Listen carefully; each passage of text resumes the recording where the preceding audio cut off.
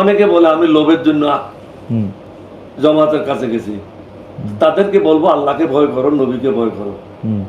লোভের জন্য যদি যেতাম, আমি প্রধানমন্ত্রী হয়ে যেতাম 1996 সালে, তখন আমি যাই নাই। হাসিনা জীবিত থাকতে, হাসিনা বাংলাদেশ থাকতে আমি এই কথাগুলি বলেছি, আজকে বলছি না, আপনি তখনই বলছি। এবং প্রত্যেকবার নির্বাচনের সময় 2008 থেকে নিয়ে প্রত্যেকবার তারা আমাকে মন্ত্রী করতে চেয়েছে, আওয়ামী লীগেরা টাকা দিতে চেয়েছে, আমি তাদের সাথে যাই নাই। বেগম জিয়ার সাথে আমি কখনো বেইমানি করি নাই, আমি ওনার সাথে, উনি আমাকে অনুরোধ করেছেন, ওনার সাথে ছিলাম। উনি যখন অসুস্থ হয়েছেন তখনও কিন্তু উনি প্রায়, আমি বিশ্বাস করি, প্রত্যেক মাসে মেসেজ দিয়েছেন, আমি গেছি, ওনাকে দেখছি। এইবারও কিন্তু আমাদের একটা তালিকা 10 জনের, ফখরুল ইসলাম সাহেবের কাছে পাঠাইলাম, নজরুল ইসলাম সাহেবের কাছে পাঠাইলাম, সালাউদ্দিনের কাছে পাঠাইলাম, বর্তমান মাননীয় প্রধানমন্ত্রী তারেক রহমান সাহেবের কাছে পাঠালাম, 10 জনের একটা তালিকা। এবং ওটাতে লিখে দিলাম যে কয়জন আপনারা মনে করেন আপনারা অ্যাকোমোডেট করতে পারবেন, যারা উপযুক্ত। আপনাদের প্রার্থীর থেকে যদি উপযুক্ত না হয় আপনি দেবেন না, আপনাদের প্রার্থীর থেকে যদি উপযুক্ত হয় তাহলে যে কয়জনকে দিতে পারবেন আপনারা দেন। ওনারা কিন্তু সর্বশেষ দিন পর্যন্ত আমাদের সাথে কোনো কথাও বলে নাই, যোগাযোগ করে নাই। অর্থাৎ আমাদেরকে গভীর সমুদ্রে নিক্ষেপ করে চুপচাপ বসে রইল। তখন আমাদের দলের যারা সিনিয়র নেতারা আছেন, যারা নির্বাচন করতে চান, তারা সবাই, যে মহাসচিব চলে গেছেন বিএনপিতে গিয়ে পরাজয় বরণ করে আমেরিকায় পলাই গেছেন, সবাই মিলে আমার ঘরে বসলো। ওনাদেরকে বললাম যে আপনারা খোলা মেলা মন্তব্যটা দেন, মনের মধ্যে কোনো কথা রাখবেন। ওনারা খোলা মেলা মন্তব্য দিলেন যে বিএনপির সাথে আমাদেরকে নিয়ে যান। তখন মহাসচিব রিদওয়ান আহমদ বলল যে আমি পারবো না, এটা ওখানে গেলে শুধু সারের সিটটাই দেবে, অর্থাৎ আমার কথা, বাকি সিটের কোনো নিশ্চয়তা নেই।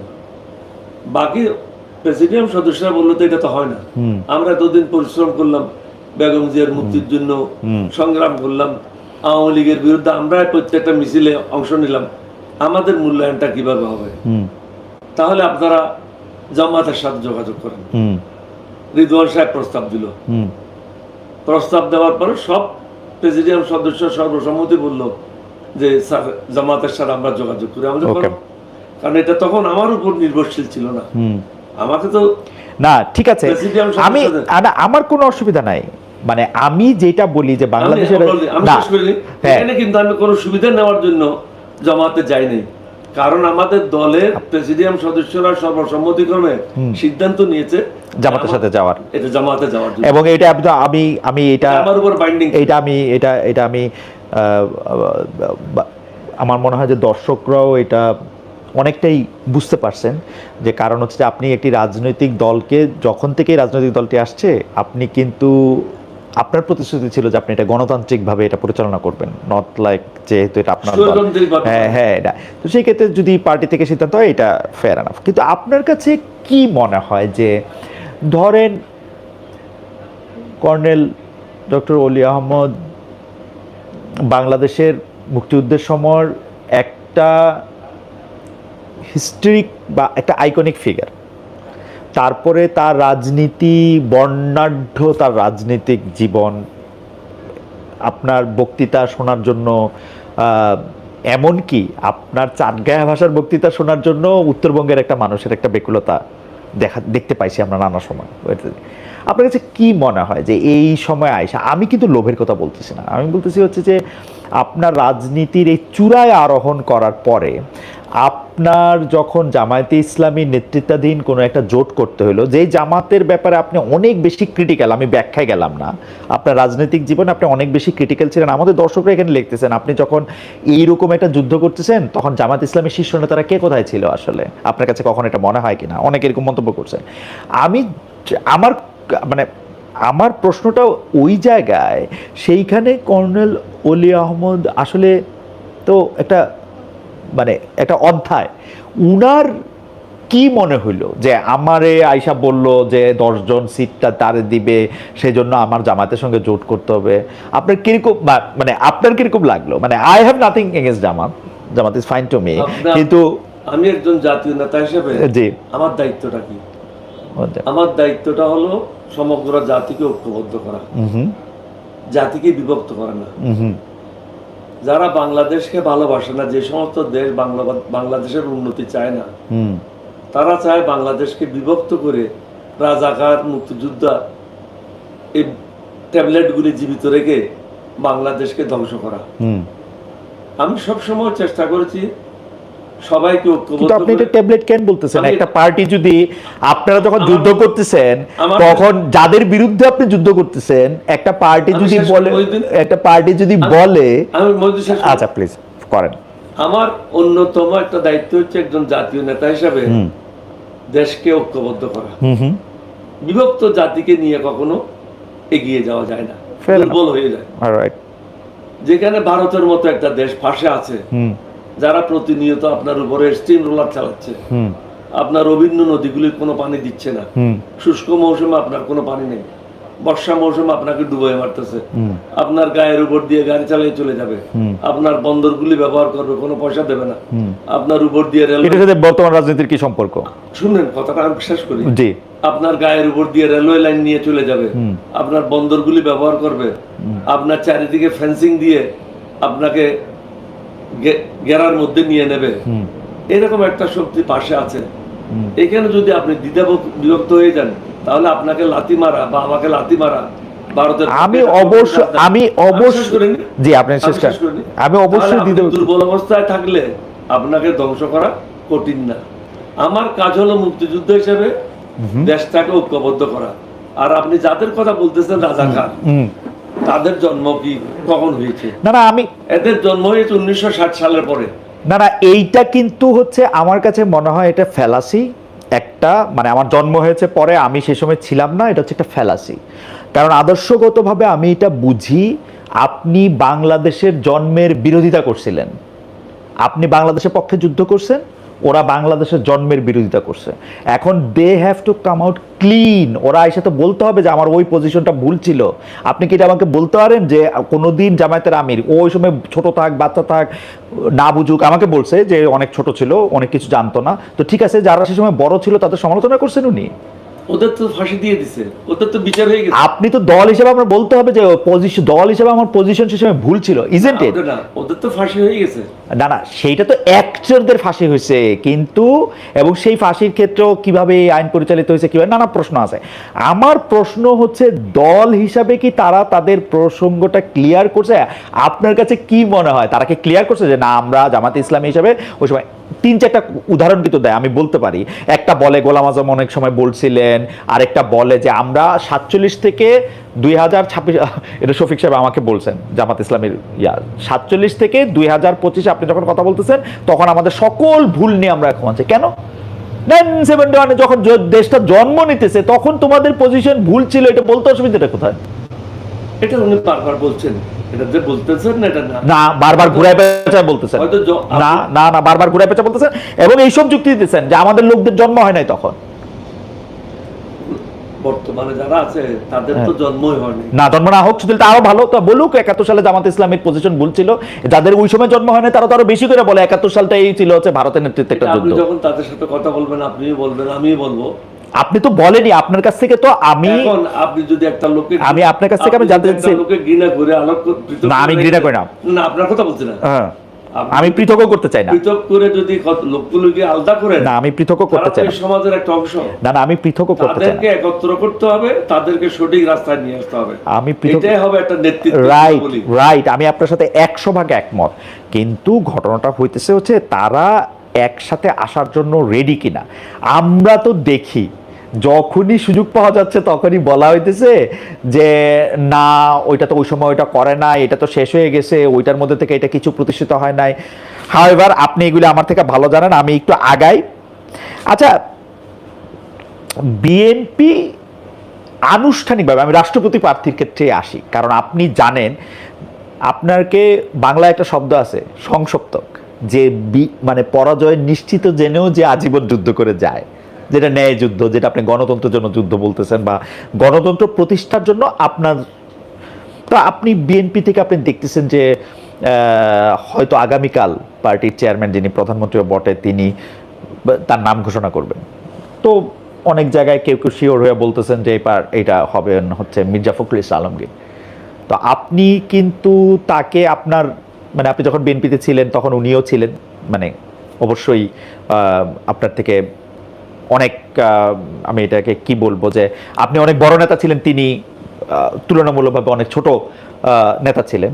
স্টিল আপনি হয়তো তাকে চেনেন, তাকে আপনি দেখছেন, আপনি তাকে কীভাবে রেট করেন? যে আমি অবশ্য মির্জা ফখরুল ইসলাম আলমগীরের কথাটা এখন বললাম কারণ এই নামটা প্রায় নিশ্চিত এরকম শোনা যেতেছে যে এই নামটাতেই আসলে রাষ্ট্রপতি পদে। আপনি যেহেতু মোটামুটি নিশ্চিত হয়েছেন, হ্যাঁ, মির্জা ফখরুল ইসলাম আলম না আমি আমার মানে আমার কাছে জি জি জি আমি একজন প্রার্থী হয়ে আরেকজন প্রার্থী সম্বন্ধে আলোচনা করব, এটা আমার মনে হয় বিবেকে বাধে।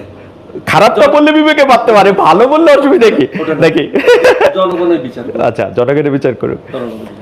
আচ্ছা, আপনি কি মনে করেন, ধরেন ৭০ নাই, ধরেন স্বাধীনভাবে পার্লামেন্টেরিয়ানরা ভোট দিতে পারত, আপনি এখনকার রাজনীতির যে পালস বোঝেন বা জানেন, বিএনপির যারা সংসদ সদস্য আছেন তাদের অনেককেই আপনি চেনেন, আপনার কাছে কি মনে হয় যে এইটা যদি সংসদ সদস্যরা ৩৫০ জন সংসদ সদস্য যদি স্বাধীনভাবে, মানে এইটার জন্য শুধুমাত্র সংসদ সদস্য পদ যাওয়া না, আর কোনো কিছু এ তারে বকলো ওইরকম হইলো ওইরকমও হবে না কিছু, আপনার কাছে কি মনে হয় যে এটা একটা খুব বড় লড়াই হইতো?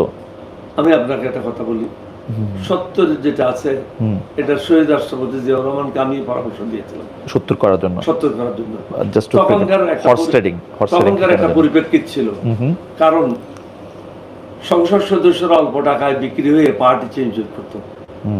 আপনি রিসেন্টলি কয়েক বছর আগে পাকিস্তানে দেখেন, রাত্রে 10টার পরে পার্লামেন্ট কনভেন্ট করে 15 জন বা 16 জনকে কিনে নিয়ে, হ্যাঁ হর্স ট্রেডিং বলতেন না, কি বলতেন কি জানি একটা বলতেন আপনারা, পাকিস্তানের গত 30 বছরের সবচেয়ে যোগ্য একজন প্রধানমন্ত্রী যিনি অক্সফোর্ডে লেখাপড়া করেছেন তাকে জেলে নিক্ষেপ করেছে। তাহলে বুঝেন সত্যের দ্বারার একটা উপকারিতা অপকারিতা। এই সমস্তগুলি চিন্তা করে আমি পরামর্শ দিয়েছিলাম শহীদ রাষ্ট্রপতি জিয়াউর রহমানকে। হ্যাঁ, কিন্তু এখন নতুন জেনারেশন মনে করে এটা থাকা উচিত না, এবং আমরা সবাই মিলে এটা দস্তখত করেছি, বিএনপি এটা দস্তখত করেছে। এটা না যে বিএনপি দস্তখত করে না, আমরা সবাই বলছি ৭০ অনুচ্ছেদ থাকা উচিত না।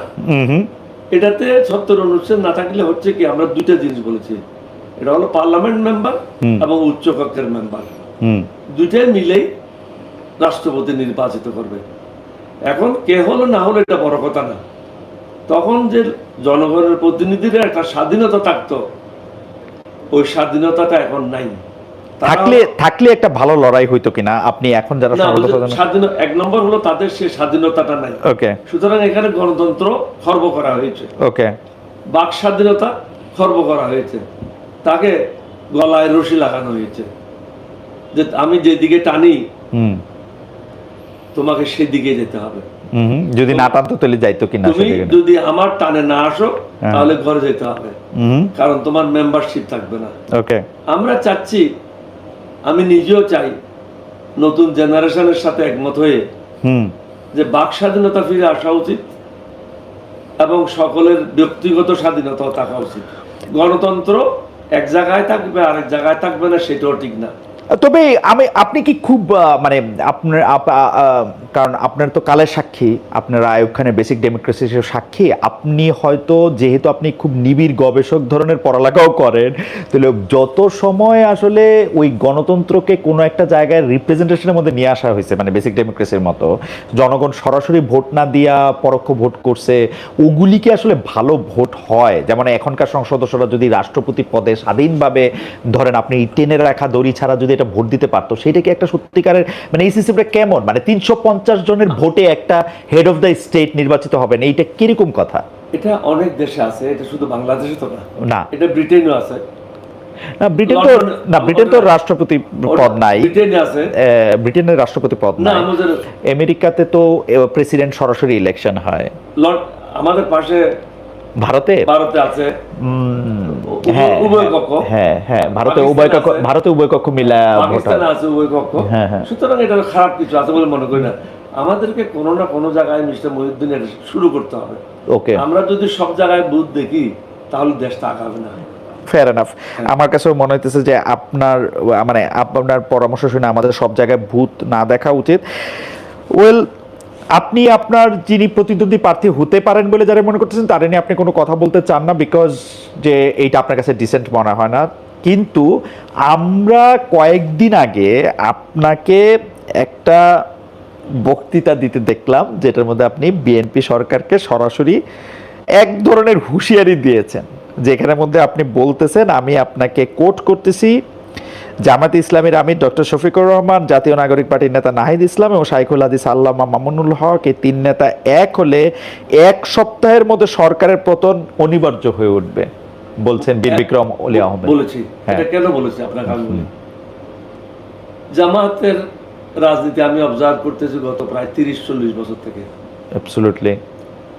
তারা যেভাবে সংঘবদ্ধ, অন্য রাজনৈতিক দলগুলি এই ধরনের সংঘবদ্ধ না, এই ধরনের শৃঙ্খলাও নেই।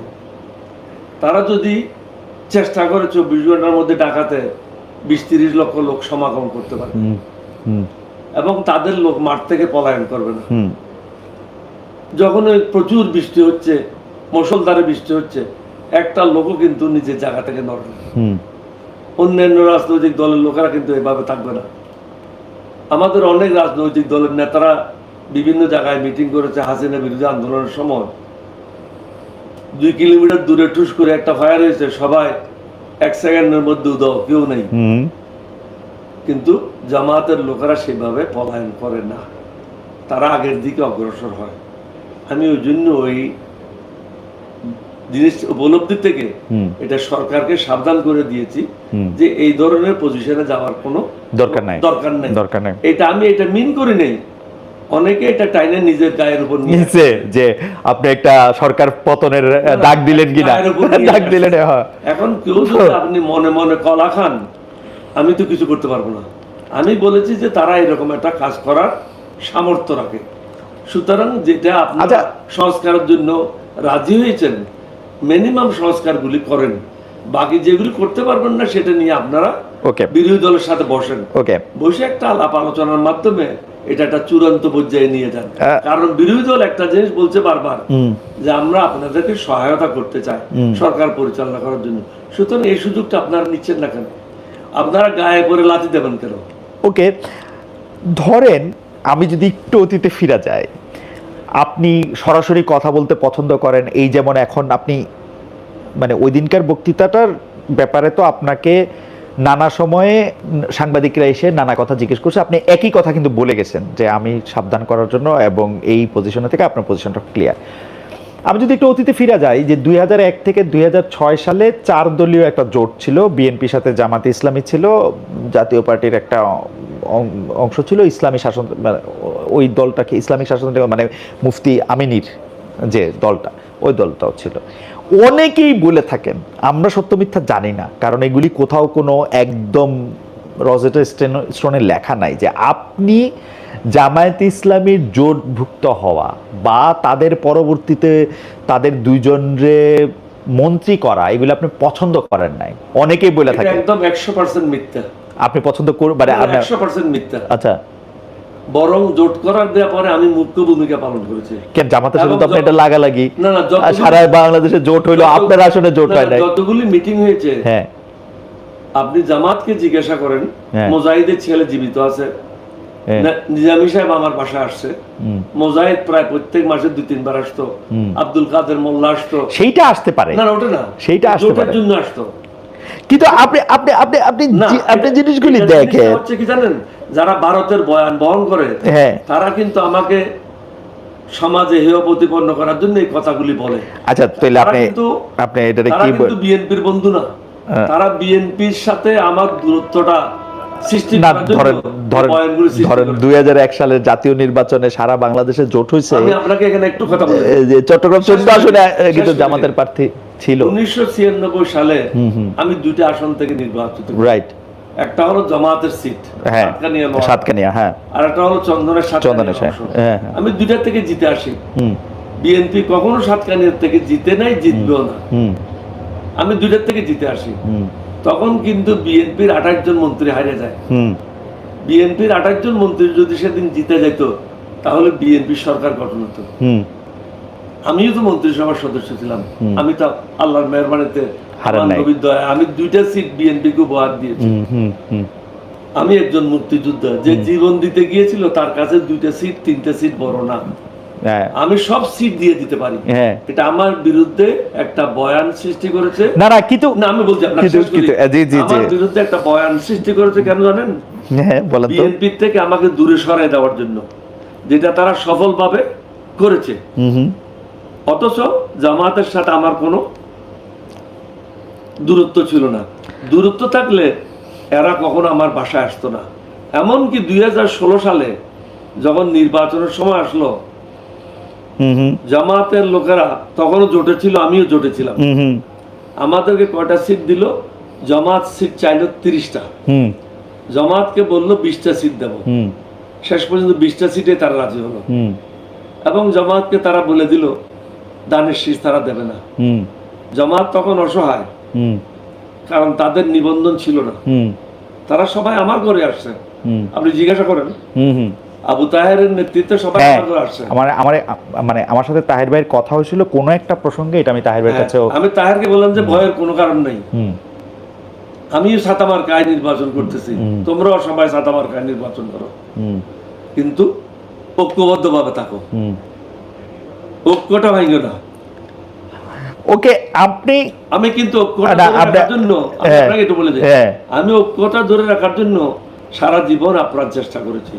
কিন্তু আমার বিরুদ্ধে ভারতের যারা দাস, সেবা দাস, তারা সব সময় চেষ্টা করেছে না, কিন্তু বিএনপির সাথে, যেমন এইবার কিন্তু আপনি কিন্তু এবারের কথা শুনেন, আমি তালিকা দিয়েছি, তাহলে তাদের উচিত ছিল আমাকে ডেকে বলা একটা সিট দেবো, 2টা সিট দেবো, বা কোনো সিট দিতে পারবো না, একটা কথা তো বলতে পারতো না। এইটা পলিটিক্সে একটা কথার কথা আছে, আমি আমার কথার কথা আছে যে আপনার সাথে কথা বলতে লোকে একটু ভয় পায় বা একটু অস্বস্তিতে বোধ করে। আমার পক্ষে ডাকতে পারতো, মহাসচিবকে ডাকতে পারতো, বিকজ আপনি ওটা না, মহাসচিবকে ডাকতে পারতো, মহাসচিবকে বলতে পারতো তুমি 3 জন লোক নিয়ে আসো, আমি তো কখনো যেতাম না। মহাসচিবকে বলতে পারতো তোমার দলের 3টা লোক নিয়ে আসো, আমরা কথা বলি।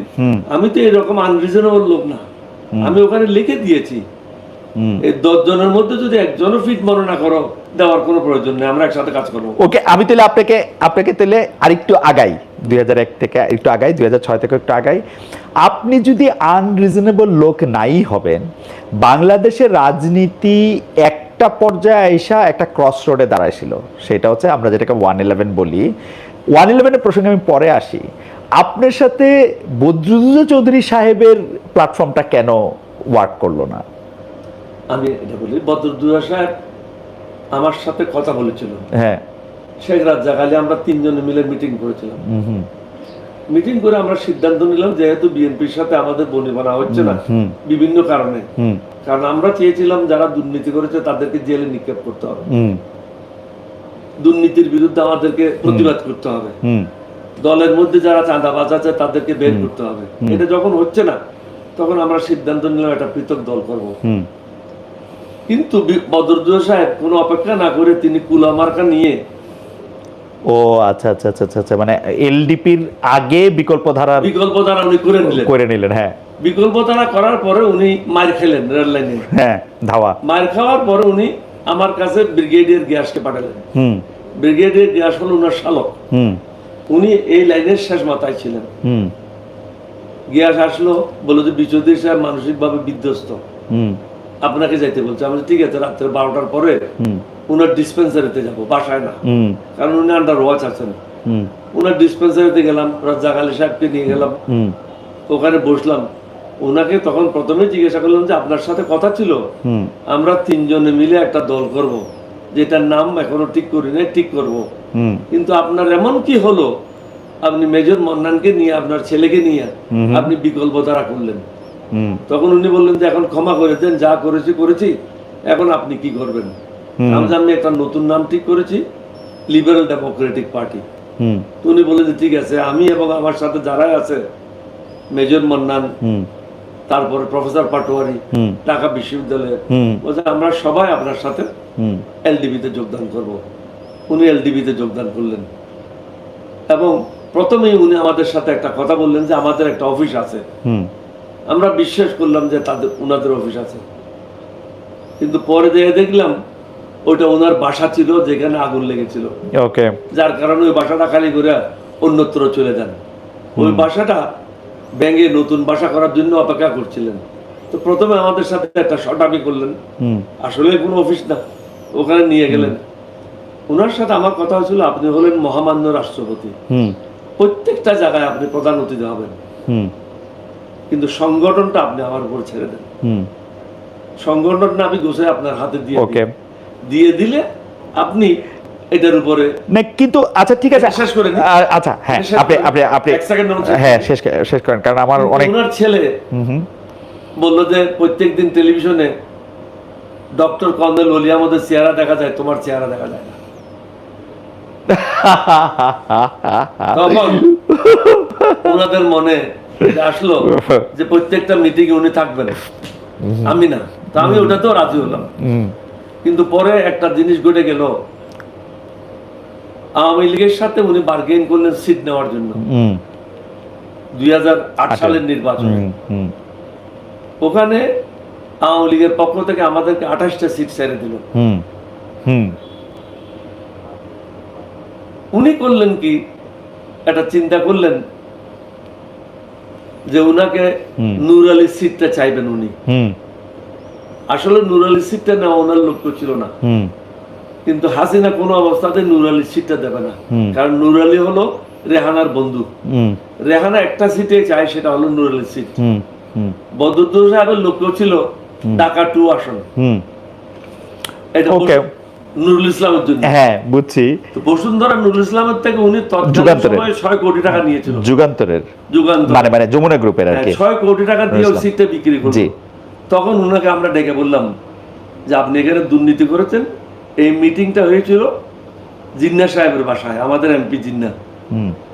আমরা ওনাকে মন্নান সাহেবের বাসায় গুলশনে, ওনাকে সবাই সর্বসম্মতিক্রমে একটা কথা বললেন, আপনি সম্মানিত লোক, আপনাকে আমরা বেইজ্জত করতে চাই না, ওকে, আপনি পৃথক হয়ে যান, আপনি আপনার কুলামার্কায় বিকল্প দ্বারায় চলে যান, কারণ আপনি দুর্নীতি করেছেন, দুর্নীতিগ্রস্ত লোকের সাথে আমরা রাজনীতি করবো না।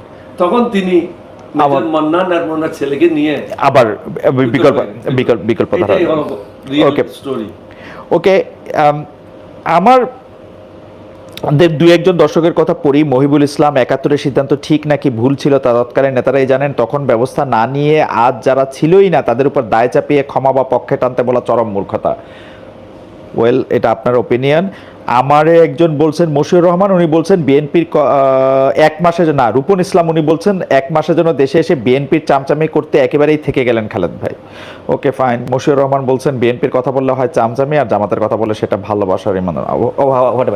আমি যে জিনিসটা আপনার কাছে জানতে চাইছিলাম, যেটা একটু ছোট করে যদি আপনি একটু বলেন, কারণ সেই ব্যাপারটা হলো, আপনি তো বিকল্প ধারা বদরুদ্দোজা চৌধুরী সাহেবের সাথে আলাদা দল করা, তারপর আবার পৃথক হওয়া, তারপরে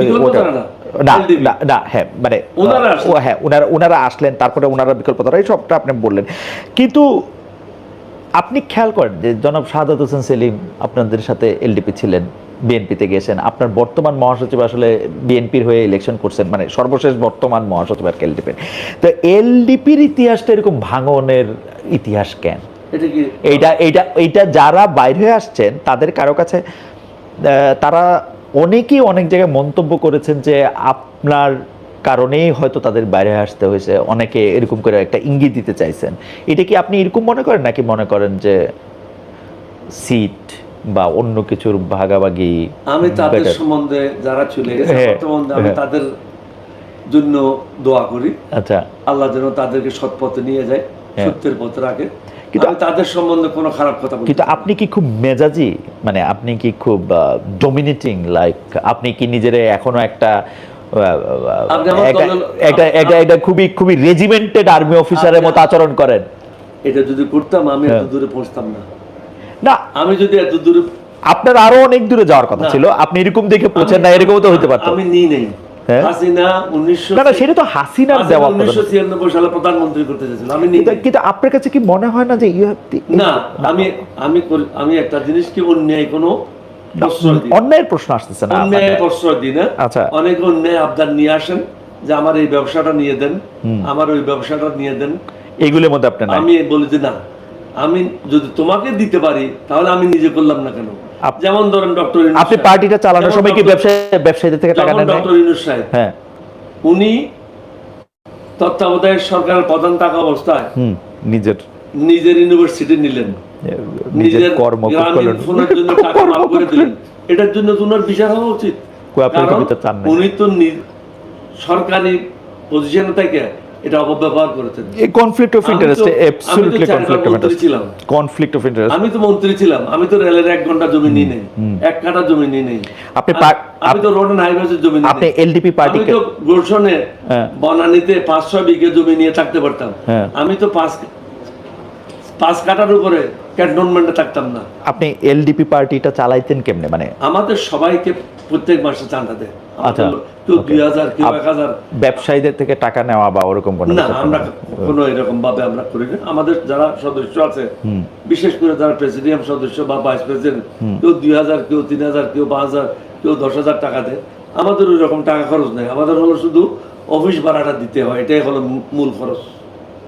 বাকিরা প্রত্যেকে নিজের নিজের খরচগুলো সামলায়। আচ্ছা, একটা বিষয় বাংলাদেশের ইতিহাসের জন্য খুব বড় ঘটনা এবং খুব সিগনিফিকেন্ট ঘটনা, এবং আমি বলবো জামায়াতে ইসলামীর আমির ডক্টর শফিকুর রহমান সাহেব বলার পরে সে, এবং তারপরে আপনি যখন ওটাকে এন্ডোর্স করছেন তখন এটা আরো মানে সামনে চলে আসছে। মানে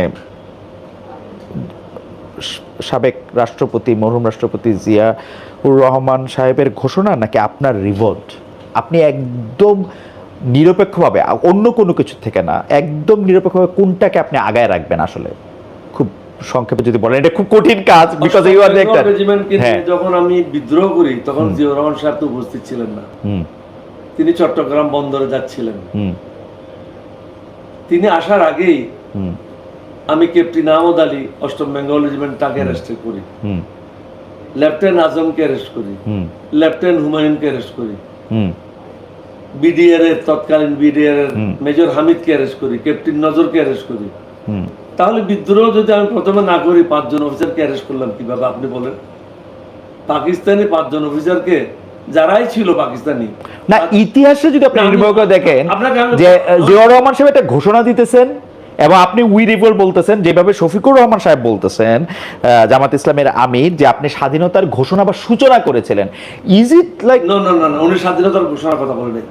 আমার কাছে এসিআর আছে, আপনি যদি দেখতে চান অরিজিনাল ডকুমেন্ট আমার কাছে না, উনি স্বাধীনতার ঘোষণা বা এখানে আছে। হ্যাঁ, এটা নে দুইজন, এটা অবশ্যই আমি দেখি, আমি এটার কপিও নিতে চাই, আমি এটা পরে, এটা এখানে দুইজনে লেখা আছে। হ্যাঁ, জিয়াউর রহমান সাহেব নিজে লিখছেন, this officer played the main role which enabled 8 Bengal, this Bengal। একজন লিডার তো বলবেই যে তার যে অফিসাররা ছিল, they played the main role। না, সবাই কথা বলেন, তো আমার কথা বলছে। হ্যাঁ, আপনারই তো, because you were a valiant soldier, আপনার কথা তো অন্য অফিসারও তো ছিল বাঙালি, তাদের কথা তো বলেন। মেইন রোল যখন একটা লিডার বলে, দ্যাট নেসেসারিলি এইটা কি মিন করে যে আমি তার রোলটা ফলো করছি, নাকি আমি তারে আসলে রিকগনাইজ? আমি এগুলি নিয়ে বিতর্ক যাচ্ছি না। উনি নিজের এটা লেখা, হাতে লেখা, উনি বলছেন আমি সর্বপ্রথম বিদ্রোহ করেছি, এবং পরবর্তী পর্যায়ে next senior most officer major. আপনার কথা কিন্তু পরিষ্কার এবং আপনার কথা কিন্তু কনসিস্টেন্ট ডক্টর আহমেদ, আপনি খেয়াল করেন আপনার কথা কিন্তু কনসিস্টেন্ট। আপনি বলতেছেন যে আপনি সর্বপ্রথম বিদ্রোহ করতেছেন, এইটা নিয়ে হ্যাঁ, আপনি সর্বপ্রথম বিদ্রোহ করতেছেন, এটা কিন্তু কোনো সমস্যা নাই।